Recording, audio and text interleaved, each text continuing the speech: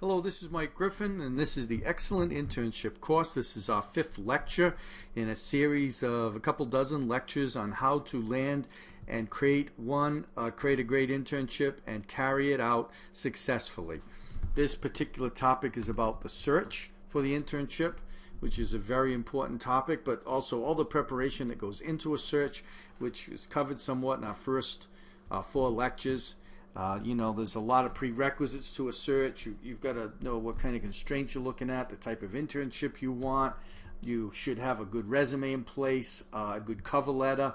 You should really do some self-reflection before you go into this search. But let's say you're ready to roll and you want to start applying for internships. I tell students it's very much like looking for a full-time job.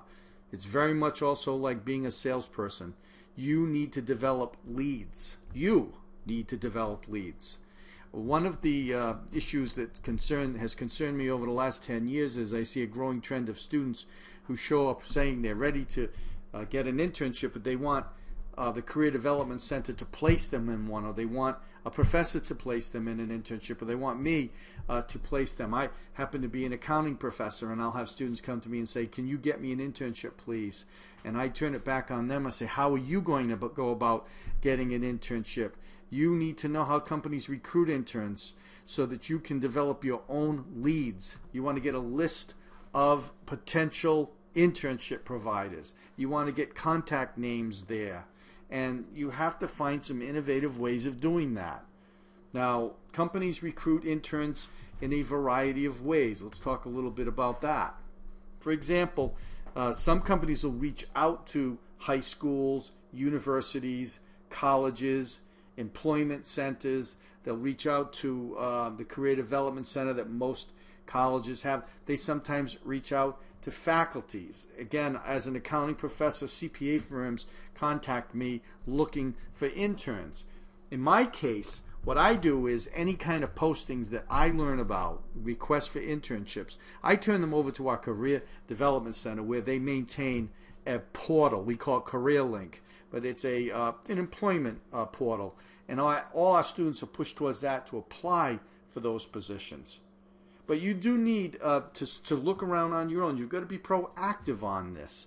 You have to learn how to network. I mean, talk to everybody. Let folks know that you're looking for an internship. Let your professor know. Let the folks in the Career Development Center know. Let your family and friends know about the kind of internship you're pursuing. You know, in high schools, guidance counselors. In colleges, career development professionals. If your college or university has an internship director, meet that director. But again, I caution you, none of these people are going to just place you in an internship. Internships are a competitive situation. It is very much like looking for a job. So you have to be the one to put your best foot forward, to develop your leads, and to network. Companies do attend college job fairs and internship fairs on campuses. We have this in the fall and in the spring. Companies come looking for the internships. They'll have a booth at the job fair, and when you visit the job fair, you should be dressed like you would for a job interview. You should have resumes with you, and you should be ready to meet people. I know some students who actually have their own business cards, and they pass out those business cards and they tell folks, look, I'm looking for an internship. So job fairs are good, internship fairs are good, but it's not the only source. And the important point I think I should make here is that there's a variety of ways of searching, and you've got to use all those ways. In the old days, people would just blast resumes out.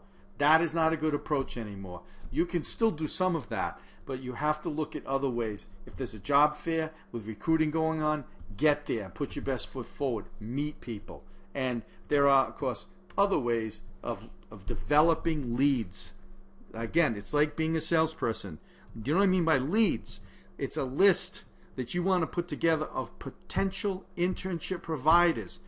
You want to first do that so that you can go after those providers. You can contact them and start to develop some kind of relationship and hopefully land one of those leads as an internship. Companies do send information to student organizations and student clubs on the college level. So, for example, at my school, we have an accounting club, and it's made up, of course, of students. There's a faculty advisor to that club, and often, in the case of our situation with accounting club, local CPA firms and national firms will contact the club and say, look, we have these opportunities. We're looking for interns. Can we come to campus and talk to your students? Can we sponsor one of your meetings? Can we buy the refreshments for an accounting club meeting? That kind of thing. So I tell students, join a club that is related to your major. If you're a finance if you're in a finance major and there's an investment club, join that. If you're an accounting major, there's an accounting club, join that. If you're a marketing major and there's a social marketing networking club, join it. Find the club, entrepreneurship club. Get in the club so that you can start meeting people and talking to people. Accounting, investment, marketing, DECA, students in free enterprise, and other student organizations. They are a good place to learn about potential openings. Postings of internship openings on company job portals. And this is where I suggest using something like Indeed.com or SimplyHire.com or Monster.com. I really love Indeed, and have found a great number of internships on there over the years for my students, to direct them to help them build up their leads. But, you know, big companies have human resource departments that post internships on their regular job portals. So, for example, we have students working in Rhode Island, Pawtucket, Rhode Island, at Hasbro, the toy maker. And the Hasbro has a job site where they have full-time jobs, of course, advertised or posted, but they also have all their internships on there. And this is the same with a lot of different companies. Alex and Ani, also in Rhode Island. Textron Corporation, also in Providence, Rhode Island. We've had students there, and our students have now got into the habit of looking at those job portals. But there's others. You know, you can use Indeed.com to sort of aggregate that for you, and then you start to learn what companies actually post these things on a regular basis.